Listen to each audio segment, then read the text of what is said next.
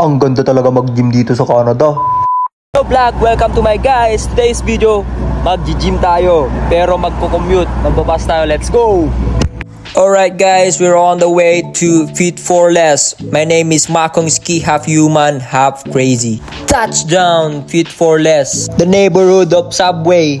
Amoy pizza, nakaka-hungry. Syempre mga boss, kailangan natin mag-stretching para hindi masyado sasakit ang ating katawan maya-maya. Sabi nila pa ganun, kaya pa ganun. Outfit check, Lakers fan since James Young husband. Ang program ko pala ngayon ay back bicep. Nasanay na rin tayo, 12 reps at 3 sets. Solid ang tama nito sa likod boss. Mapapa-unli-rise na naman ako nito mamaya. Ito naman yung susunod. Pang back din. Dosing bilang, 3 set. Saktong smile lang habang nagbubuhat. Ito naman yung susunod na pang back. Ito yung sinasabi ko sa inyo. Sobrang ganda mag-gym dito sa Canada. Sobrang gaganda kasi ng kanilang mga machine at aparatos. Sheesh! Only rise damdama. Ito yung susunod na pang likod. Pang upper back na sinasabi nila. Sobrang ganda ng tama nito guys. Problema ko lang talaga dito sa Fit for Less. Nag-aamoy Subway, nakakagutom. At ito naman yung next na susunod. Pang upper back ulit yan, likod ng shoulder. Sarap ng tama niyan oh. Ito yung workout ni Michael Phelps, yung idol ko, magaling mag-basketball kasi yun.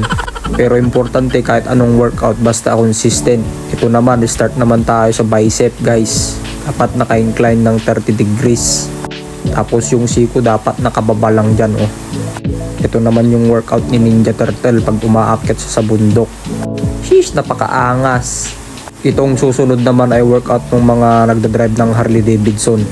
Ganyan kasi dapat ang tamang paghawak ng manubela. Pataas pa baba. Sobrang sakit sa bicep niyan guys. Ito naman yung tinatawag nilang hammer. Ito naman yung workout ni Kibuloy. Sabi ni Bill Gates, basta ituloy-tuloy mo lang ang pag-workout, lalaki din ang muscle mo. Alright guys, sana wala kayong natutunan. Paki-comment mo naman kung saan ka nanonood para alam ko kung saan hindi nakarating ang video na to. Tapos na, uwi na ako. Gutom na ako. Alright guys, na tayo mag-back bicep. Pwede na tayo kumain ng marami. Di pa nagtatapos ang workout. Lakad muna tayo 2 kilometers. See you on my next video. Thank you.